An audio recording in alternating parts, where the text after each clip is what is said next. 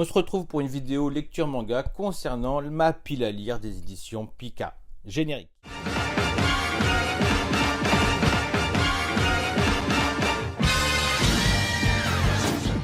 The Fable, tome 1. Voilà un titre qui était attendu par pas mal de monde car il jouit d'une certaine réputation des amateurs de Furio. Alors, ce n'est pas un Furio car cela parle d'un tueur professionnel et de Yakuza, non de racailles lycéens ou collégiens, mais c'est vrai que l'on retrouve certains codes dans l'humour d'abord, puis dans une certaine badass attitude. On a quand même affaire à un tueur à gages tellement doué que son patron l'oblige à se mettre au vert avec la mission de ne tuer personne durant un an. Seulement, vous devinez bien que pour nous faire un bon divertissement, notre héros, un peu décalé du monde ordinaire, va être mis à rude épreuve, que ce soit par des petites frappes ou par les yakuza de la région qui connaissent son identité. Alors, le speech, tout, le délire, c'est ma came. Les dessins, je m'attendais à mieux au début, mais non, en fait, ça va très bien. À titre de comparaison, je préfère largement lire un tome de The Fable à un Spy Family. Voilà, sans lui enlever ses qualités indéniables. Hein. Peut-être est-ce dû au côté plus seinen du titre, plus viril, plus Walligan. Voilà, je donne la note du 17 sur 20 à ce tome 1 en attendant impatiemment le tome 2. J'ai également lu le tome 1 de L'île entre deux mondes de Pika Graphics. Alors, une lecture très agréable qui n'est pas sans rappeler par son format les éditions de Latitude de Kion avec des titres comme Souvenir des Manons ou L'île errante de Kenji Tsurata. Et comment ne pas penser à Les enfants de la mer de Daisuke Igarashi lorsqu'on voit un jeune personnage s'épanouir à nager à la moindre occasion en mer. Alors, le récit est au premier abord ultra basique avec un jeune homme qui revient sur son île natale et qui retrouve une amie d'enfance. Puis des éléments fantastiques font leur apparition. Le fils prodigue de l'île semble avoir un rôle à jouer, même s'il n'en sait encore rien. En tout cas, c'est très fantastique. C'est un récit plein de charme avec quelques mystères et une qualité graphique indéniable. Néanmoins, le titre est juste sympa à lire. Pour l'instant, il est édité chez Pika Graphics, mais je l'ai consommé dans sa version numérique. Alors peut-être qu'il manque le petit truc en plus qui ferait la différence avec le format papier. Je me garderais bien l'idée de lui donner une note avant la lecture du tome 2, mais si je devais le faire aujourd'hui, ce serait un 15 sur 20, car je ne suis pas ultra hypé pour lire la suite. Je lui aurais sûrement donné 16 sur 20 en format papier, mais là tout de suite, je préfère continuer ma lecture des Manon. Ensuite, si vous l'avez déjà fait, ça peut être un très bon palliatif. J'ai également lu le tome 2 de Half and Half de Kujiseo, un titre qui s'est perdu dans ma palle. J'avais bien aimé le premier tome, ce qui m'avait rendu curieux quant aux autres titres du mangaka. Entre temps, je vous avoue avoir un peu déchanté. On va dire que c'est un genre qui m'aurait peut-être convenu à une autre époque, mais là, franchement, bof quoi.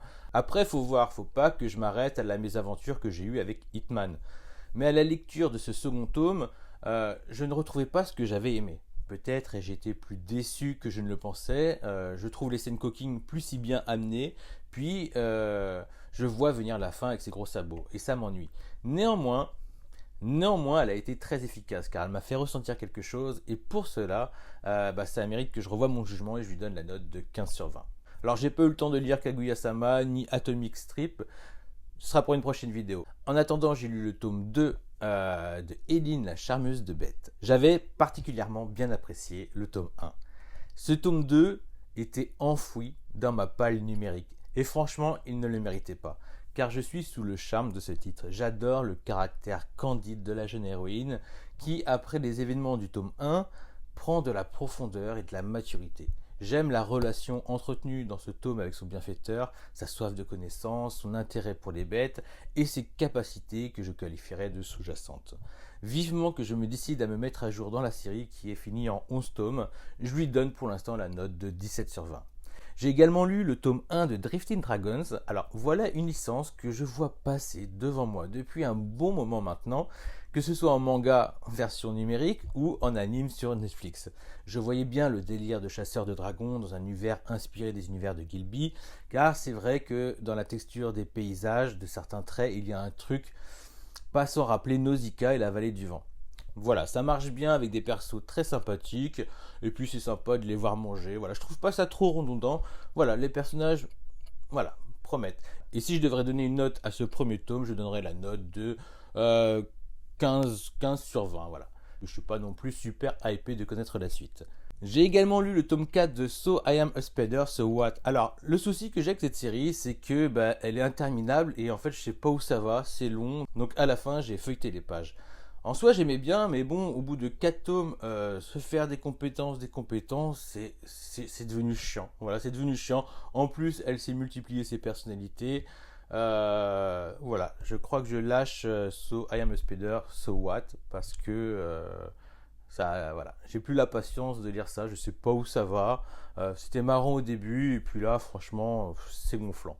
Donc, je lui donne la note pour ce quatrième tome, la note de 12 sur 20. J'ai également lu le tome 4 et 5 de Chiaya Fulu. Alors, en fait, dans ma palle, j'avais que le tome 4, mais dans ma lecture, j'ai décidé de lire le tome 5. Voilà. Et ben voilà, non, mais ça marche. Chiaya Fulu, c'est super. En plus, on voit, je ne sais pas si on peut dire un antagoniste, mais une rivale qui apparaît. Non, franchement, j'ai beaucoup aimé. Je ne vais pas vous en dire plus parce qu'en soi, il est super. Je lui donne la note facile de 16 sur 20 parce que j'ai envie de lire la suite, parce que j'aime bien. C'est un très bon shoujo. C'est bien équilibré. Voilà, il a tous les éléments d'un bon shonen. Et franchement, moi, il m'intéresse ce jeu de cartes qui fonctionne sur la phonétique des poèmes. Voilà, franchement, je trouve ça génial. J'ai également lu le tome 3 de A Journey Beyond Heaven. Alors franchement, j'ai beaucoup aimé ce tome 3. Il y a toujours des petites révélations comme ça. Alors, le rythme, franchement, il est bien. Il est bien. Mais pour combien de temps? Moi, franchement, j'adore cette atmosphère. Je trouve que les idées sont bonnes. Elle nous prend un petit peu à contre-pied. Franchement, même les dessins, moi, me plaisent. C'est unique, c'est particulier, sur des ingrédients qui donnent de la valeur à un manga, je trouve, à un mangaka même. Mais c'est quoi cette fin? Putain! Non mais voilà, il est génial, je lui mets un 17 sur 20. Putain, mais où est le tome 4 quoi? Sinon, j'ai également lu le tome 33 de l'Attaque des Titans. Bon, ok, on est clairement dans le combat final. Je crois qu'il n'y a plus de doute concernant l'antagoniste de l'histoire. Enfin, je vous dis ça parce que jusqu'à ce tome, j'étais un peu comme Amine et Misaka dans le déni. Non, mais vraiment, pour moi, il a un autre plan, Eren. Si c'est le cas, et quel qu'il soit, il est bien pourri quand même. Donc ce tome-ci, c'est de la confrontation qui se lit très bien. Mais en termes d'intérêt, c'est peut-être un des moins intéressants. En même temps, aujourd'hui, à part une fin à la Naruto, je ne vois pas ou je ne vois plus ce que l'auteur peut nous pondre. Voilà. Je lui donne la note de 16 sur 20 pour l'unique raison que je veux lire la suite et arrêter de dire que les dessins sont moches. En tout cas, depuis une vingtaine de tomes, c'est lourd de malade. Mais après, si vous êtes tous des experts, je dis rien. J'ai également lu le tome 1 de En Garde. Alors, je ne vais pas m'attarder dessus bien longtemps, c'est une déception. L'héroïne principale est écrite comme on écrit pour un garçon, façon Furio, shonen, ce que vous voulez. Voilà, j'avais l'impression de voir un petit gars avec une perruque de fille.